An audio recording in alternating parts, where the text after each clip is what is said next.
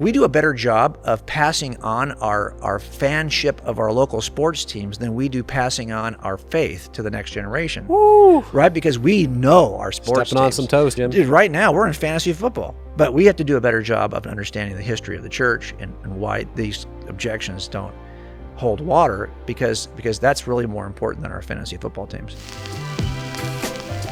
Has there ever been a question about God or faith or the Bible that kept you up at night? Well, then today is your day.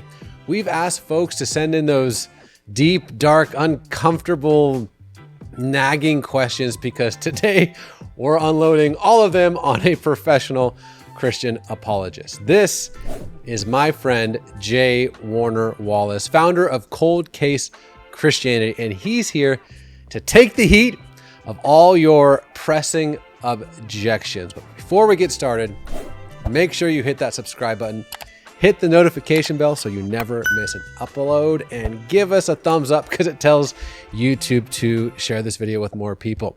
All right, my friend, are you ready for this grilling? Oh my goodness. Yeah, go ahead. Okay, so the first one's actually from me, so I'm cheating a little bit. And so a little bit of background, my entire dad side of the family is Hindu. Okay. In fact, what's up, Dad, if you're watching? And he poses this question quite often, and it's a compelling one, which is, hey, listen, it's cool what you believe, but you're Christian more than likely because you grew up in the West. If you would have grown up in India, like me, you'd be Hindu. Or if you grew up in Syria or Saudi Arabia, you'd be Muslim. And are people who grew up in Mumbai or Chennai or, someplace like going to hell eternity away from God just because of where they grew up, or maybe they've never even heard the gospel? It just seems a little unfair. What say you? Well, okay, first of all, is it true that it's often true that we grow up in an area where we have access to ideas and we end up embracing those ideas? As a matter of fact, what you believe as an adult is most likely something you got from your parents. We see that kind of transmission of ideas now. But I grew up in an area where I never met a Christian. I mean, if I don't remember anyone ever like telling me anything about Jesus or inviting me to church, yet here I am. So I don't know that it's always the case. And certainly the first Christians did not grow up in an area where Christianity was favored. That's a good point. They didn't have anybody around them that was, kind of coercing them into Christianity or even offering the truth of Christianity. They actually came out of an entirely anti-Christian environment, and yet we have a huge movement of Christianity that occurs. I actually think that God does the work in this, and that God is the one who reaches us. And he reaches people just like me, who you might think, well, there's just how are we going to reach this guy? He doesn't know anybody who's going to. Well, God does amazing things. There's a lot of folks, for example, in the Muslim community that will say they were first reached by dreams. Nabil Qureshi is one of those folks who had a Christian friend who kind of argued with him a little bit, David Wood. And he wrote a brilliant book called Seeking Allah, Finding Jesus. Which, that book I cannot recommend. Oh, it's an awesome book. It's incredible. And so this goes to show that God has the power to send, to reach, to intercede. And so I don't worry about those things. Now, do I feel a burden to be the feet of, to use my abilities to share the truth? Of course I do. But I also know that God is in control. Let me press you a little bit. So what about monks who are, really pressing into their Buddhism, or, Hindu priests at temples in Kerala that are really pressing into their Hinduism to find God? Does it seem unfair that God would abandon them? Well, it's okay. So there's belief in the true God, and there's everything else in a huge category. So as an atheist, I was for many years pressing into my atheism. Honestly, I loved the sciences, and I thought that Christians were such fools that the only people I ever knew who were Christians were not as a kid. It was as an adult when I was making arrests. The people I was taking to jail would tell me they had just gotten saved. They were Christians. Oh, I know better. I shouldn't do this. I'm a Christian. I go to church. I'm like, really? Okay, so if that's what it is, I just pressed even harder into my non-Christian beliefs. If you were somebody who was dying of tuberculosis, and I know the cure is isoniazid, but you are committed to Tylenol. You think Tylenol, that's cheaper, I can get it over the counter. And I really believe that I sincerely believe that Tylenol will cure my TB. Well, should I let you go? Or should I, if there's a true cure, should I encourage you to take the true cure, even though you're convinced on a personal level, subjectively, this is my cure is Tylenol? Okay, well, I could let you go, but it is going to result in your death. At some point, if there's a truth about the cure for TB, I should share it with you. Now, we're all facing death, and at some point, we're all facing an end to our material existence, right? If you're an atheist. If there's a cure to that, should I share it with you? And you might say, well, no, I like Tylenol. I like this other thing. I find purpose in this other thing. But if it's true that there's a cure, and like every other cure, it's the cure, should I share it with you? I think I should. Yeah. And why would you be surprised that all the alternatives would not work? If there's one true cure, this is true in a spiritual sense too. If there's one true cure for your spiritual death, wow, shouldn't I share it with you? And why would you be surprised that not every cure will work? And that some people will be sincerely committed to their other notions of their cure, but could be sincerely wrong at the same time. I've never heard it put that way, but that makes a lot of sense. And so it's just a matter of us deciding, is this objectively true? Let me just rabbit trail for a second with you. Look, we all know the world's got lots of subjective claims. So if I said to you that ice cream is the best dessert, well, that's my subjective view. That claim is grounded in me as the subject, so we call that a subjective truth claim. But if I say that isoniazid is the cure for TB, well, I don't decide that with my will. I don't decide that with my opinion. That's grounded in the thing called isoniazid. It's grounded in the object. Come on. And so that's an objective truth claim. Now, look, if I said Tylenol is the cure for TB, that's also an objective claim because it's not grounded in your opinion. It's grounded in you're making a claim about Tylenol. Okay, but here's the problem. It's false. And so there are false objective claims. As a matter of fact, once you discover that a claim is objective, grounded in the object, rather than subjective, grounded in the subject, the only thing left to do is determine if it's true or false. Wow. So the claim that God exists, that's not a subjective claim. That's an objective claim. He may not exist. It could be a false objective claim, but I can't make it so by willing it. I can't keep it from being so by willing it. It's not grounded in me as an opinion. It's grounded in the object known as God. If I said to you, Jesus is the only way to God, that is also an objective claim about reality. I can't make it so by desiring it, and I can't keep it from being so by desiring it. It's grounded in the nature of the object known as Jesus. So we have to ask ourselves the question, it's not as though all of these things will cure TB. They all could fail or one could succeed. They can't all succeed because they make absolutely opposite claims. So if Christianity is right, then Hinduism is wrong. If Hinduism is right, Christianity is wrong. They make opposite claims.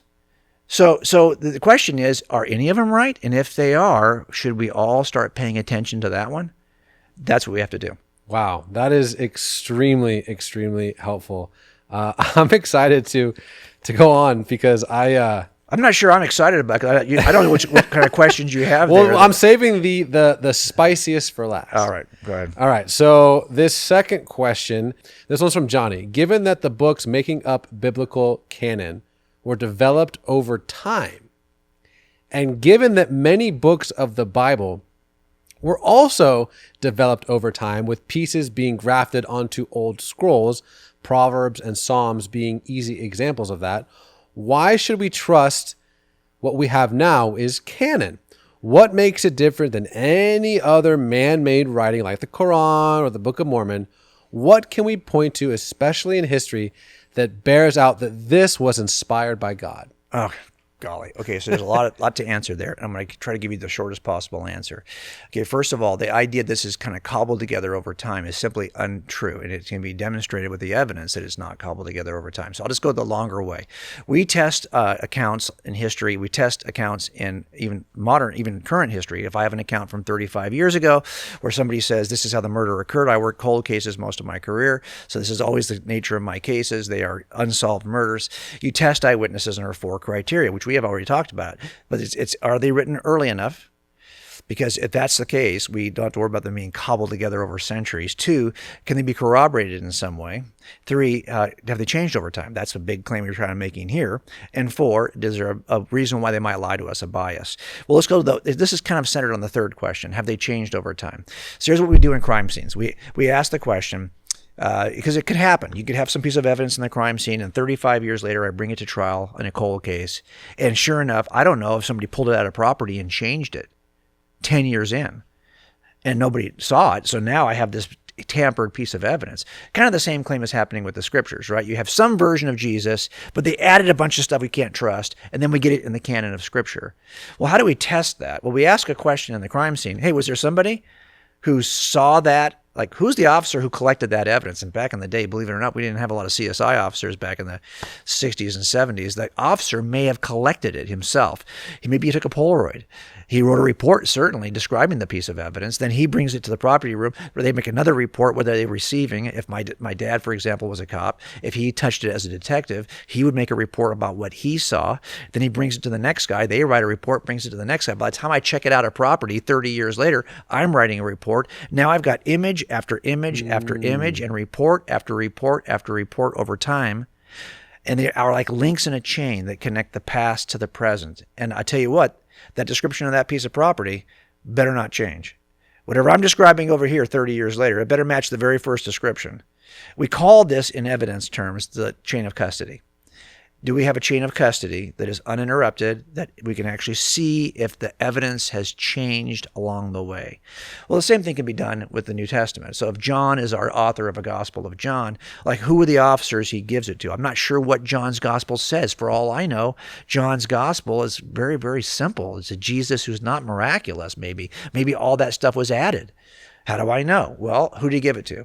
Who's the next link in the chain of custody? He had three personal students, Ignatius, Polycarp, and Papias. Lucky for us, they wrote about what they learned, sitting at the feet of the eyewitnesses. So I can read their documents. We get 7 letters from Ignatius, 1 from Polycarp. We can see, is Jesus less spectacular, or are all the divine elements of Jesus available in the very next link in the chain? Their student is Irenaeus. We can check him. His is Hippolytus. We can check him. And you keep on doing this through history to see if the thing has changed, if what this claim is this has been cobbled together. No. The Jesus that we know today, the miraculous, born of a virgin, worked miracles, raised from the dead, ascended into heaven, that dude has not changed. Those claims have not changed. They're present in the very first link, second link, third link, fourth link. There's no adaptation. If you want to say he's a late legend, he'd have to be 2 things, late and a legend, and he's neither. So we can't. One thing I'm certain of is the story of Jesus. You can still reject it. But to argue that I'm rejecting it because it's changed over time it just doesn't match the evidence. Wow. So I think in the end, I never had a problem with that. But here's what's even, I think, more astounding about it, is that what's in your canon, there were some books that the early church used that are not in your New Testament. First Clement. The early church read First Clement, a letter written by a disciple of Paul, who was actually one of the first 2 bishops in Rome. So this guy, first century character, he actually wrote a letter called First Clement. It's beautiful, not in your Bible. Epistle of Barnabas, not in your Bible. Shepherd of Hermas, used by the first century believers, not in your Bible. Why? Not written by witnesses. One of the earliest criteria for what's in your Bible is it had to be somebody, as Peter said, who touched Jesus, who saw him, as John said. We just saw this. We were the ones who interacted with the Word. So if you look at all the books of your Bible, the ones that came in, had the most contention about whether we should include them or not, are ones that, number one, were either hard to understand, like Revelation, because that's the other criteria. Is it edifying? Does it tell us something about Jesus that we can take and grow from? And Revelation, for a lot of early readers, was like, I'm not even sure what it means. Should we include it? But Hebrews, should we put it in? Well, who wrote it? If it's written by Apollos, it's out. He's not an eyewitness. Paul? Okay. Peter? Okay. But Apollos, he can't be in. So it turns out that gave me great comfort as an investigator to know that's an early criteria. And as a matter of fact, who are the earliest speakers of the gospel, of the truth of Jesus? Well, they are all eyewitnesses. So when Judas is taken out of the mix, who do they replace him with? Upper room, Acts 1. Peter says, hey, we need another eyewitness. Somebody who has seen Jesus from the baptism to the resurrection. That's who we need, because it turns out this is all going to be based on eyewitness testimony. Wow. So that's why I trust those earliest reports, because they are and even the skeptic like a Bart Ehrman will agree that of all the stories of Jesus that have ever been written in antiquity, the earliest are the four Gospels. And that's the first test. Are they written early enough? Look, if you want to lie about Jesus, here's what you do. You wait till everyone who knows the truth about Jesus is dead. Then you can say whatever you want. But if you're going to write early in the first century, at the same time that people are available to tell you that you're wrong, that's dicey. And I think that's such a huge distinction, is that these people who wrote this weren't just believing. They were eyewitnesses. Well, and look at it this way. What convenient truism do I get out of I'm Paul? What do I get out of this? What am I getting out of this? I'm just getting beat up. I'm just getting imprisoned. Like what's in it for me? Like what worldly thing that typically drives us? And if you're thinking, well, it's his esteem. Look, I had that. I was one of the best students of one of the best rabbis in the first century. I had enough power to draw up papers to execute Christians with a group that wasn't considered to be this lowly Christian. I was with the Jews. So why would I jump out of this group where I already have what you think I'm trying to get? I already have it. Yeah. To me, this argument that there's something in it for them just doesn't hold up. I'm so frustrated with our inability as a church family to be able to answer the questions in our own mind, especially for our kids. Yeah. Now, it turns out that most studies will show you this, that it's not that you have to have an answer for your doubting son or your doubting daughter. It's just you have to be the kind of person that allows the question. Yeah. If you're going to stifle the question, that skepticism is going to turn into deconversion, usually, deconstruction. But if you're somebody who's like, yeah, you can ask this question. Look, we do a better job of passing on our fanship of our local sports teams than we do passing on our faith to the next generation. Woo! Right? Because we know our sports Stepping on teams. some toes, Jim. Dude, right now, we're in fantasy football. I can tell you, I know why I constructed this team a certain way. But we have to do a better job of understanding the history of the church and why these objections don't hold water, because that's really more important than our fantasy football teams. Ready for question 3? Yep. All right. Christina asks, we know Easter and Christmas days are borrowed traditions from pagan holidays. We know that there were plenty of dying and rising gods in the ancient world.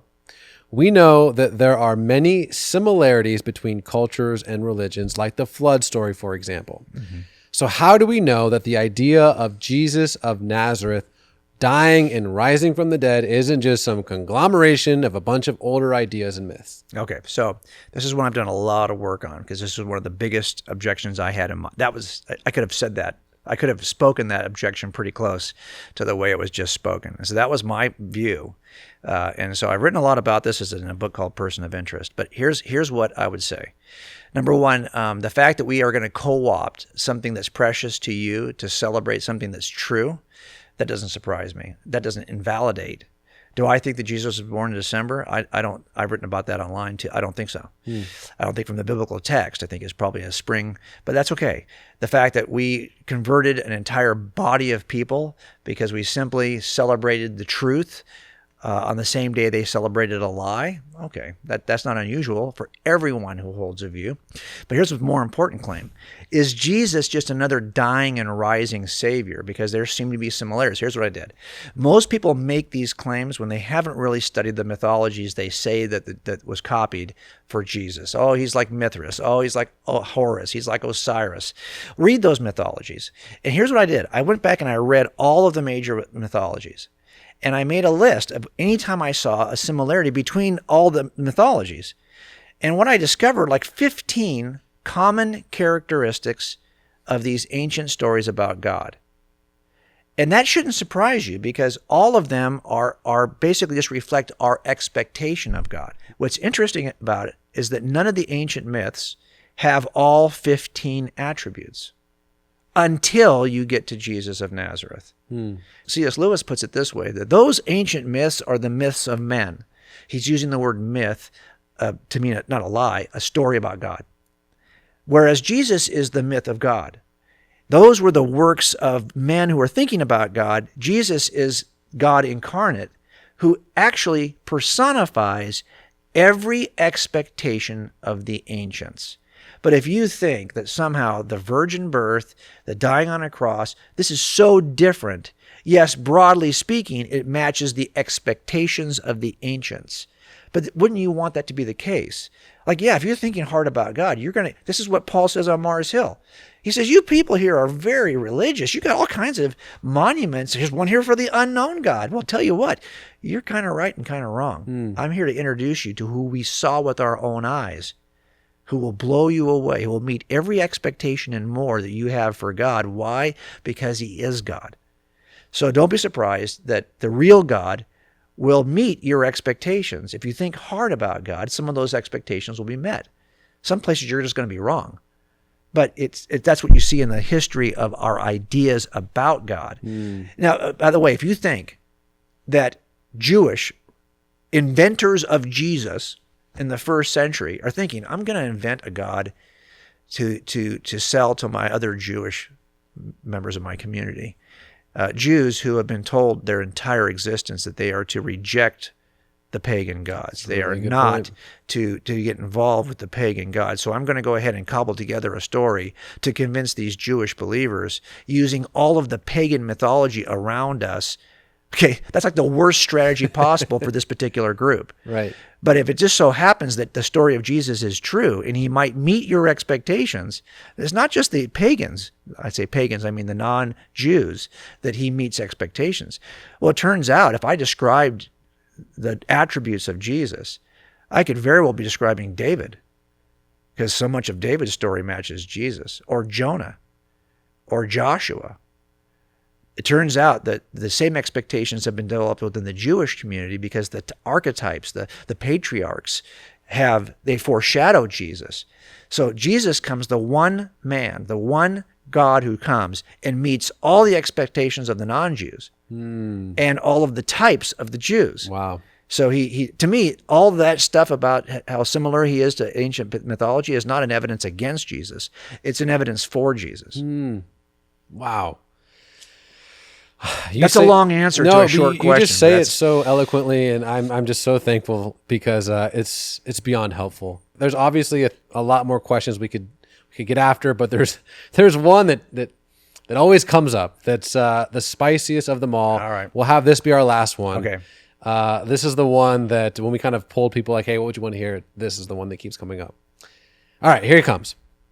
Can there be an all-good, all-powerful, all-knowing God coexisting with the evil in this world? How can a benevolent God create a world with such suffering? Why does an all-good God allow evil? Why doesn't he just intervene to stop evil? Okay, a couple of things here. This is a harder question to answer because if you asked me, I often get asked this kind of question, why, if there's an all-good, all-powerful God, even if there isn't, why did this happen to my 10-year-old daughter? And I had a case like that. It was my dad's case first. It was a 1972 murder. 10 years old, terrible, brutal murder. I was 11 at the time, and it shook us. And years later, when I reopened it, that was a question that gets asked. Why, how could anyone do this? And why would this happen to my daughter? Well, it turns out that question requires a number of variables. That's how we solve the case. So in a similar way, if I answer this question broadly, why does evil occur in a world that's supposedly governed by an all-powerful and all-loving God? Well, there's a number of variables. Why would you be surprised? And this is a truth when you're solving any act of evil. You're investigating any act of evil. So I would say there's a couple of things. Now, without going through all of them, I'll just give you some things to chew on. The first is you have to have a proper view of eternity. So as an atheist, my view of life was a certain kind of geometry. It was a line segment.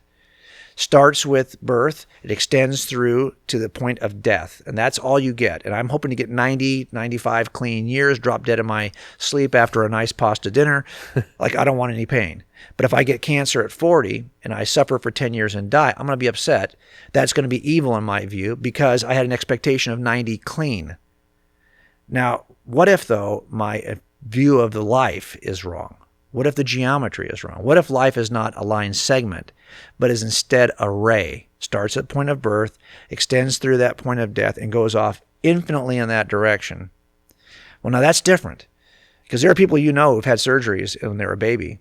By the time they were 3, it was terrible. If I stopped them at the surgery and I could talk to them, how's life going for you? They'd say, it's terrible. Why would God allow this? Now, by the time they're 3, they don't even remember the surgery. evil is always measured in the context of your lifetime and your expectations. So if this view of life is true, the ray, well, it turns out that every year you're on the other side of the second dot, you're in eternity. Well, by comparison, your 90 years is shorter. 1,000 years into eternity, your 90 years is very small. 1,000,000 years into eternity, your 90 years is a millisecond. The question is, so you can have the worst 90 years possible. But if our worldview is true, that's just like that surgery you had when you were a baby. You have to live in the context of eternity, not in the context of the line segment. Eternity changes everything. Now, you should have a problem if they're an atheist, because all you get is 90 years for all your desires to be met, all justice to be, all evil to be vanquished, all justice to be achieved. Well, good luck with that. We don't have that worldview. Our lives, we are all eternal creatures. We have to measure anything in the context of eternity, not in the context of this week. And that's the thing that we don't do. Often as Christians, we live as though we are practical atheists. We think it all has to happen in this 90 years. We don't live with eternity in mind. So I think that's one aspect of it. Let me give you another one. I think that God, like we said before, we talked about love. You can't, if there's a all-loving God, he is going to create a planet in which love is possible. But that means it's logically impossible to create a world where love can emerge without creating a world with free agency. I think that's a massive point. Can you expand on that? I think that's such a crucial point, that if God wanted to create a universe in which true, genuine love was actually possible, then in that space, people would, by definition, have to have the ability to reject that love. That's right. And to do bad things. If you want people to be in a world where they can do genuine good, you have to have them have the opportunity, at least, to do genuine evil. Now, here's what a good God would do.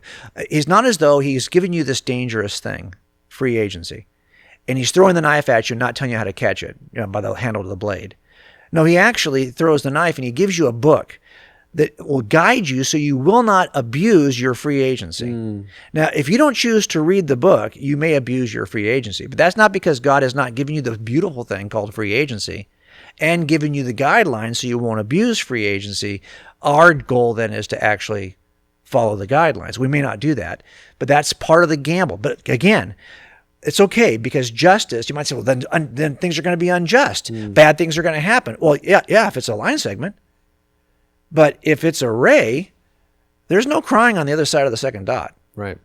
And that to me is actually kind of a sad concept, that if people that are atheists, I find, have a massive heart for justice, which, bravo. If there's no God, there is no justice. That's right. Well, so that's the other thing. Let's go one more step. I used to think this is the lamest explanation for evil in the world, which is, does it build character? Like, could God be trying to achieve something in our character through evil? Like, how could this family who loses this daughter achieve anything in character? But here's the point. As an atheist, there are certain attributes of character that we all admire as atheists. We all love courage. Nobody loves a coward. We cherish courage. We cherish compassion. We cherish charity. Well, these are not things you just flip a button. If you want your kids to be courageous, you don't just say, okay, from now on, be courageous. No, courage is a response. Charity is a response. Compassion is a response. It's something you respond. So that means I've got to do something. I've got to actually, if you want a world in which courage is going to emerge, I have to design a world in which there's danger that you can respond to courageously.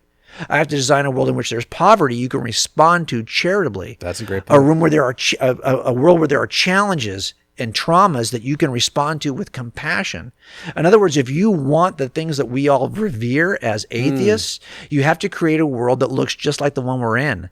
Because that's the world. This is why I never pray for patience.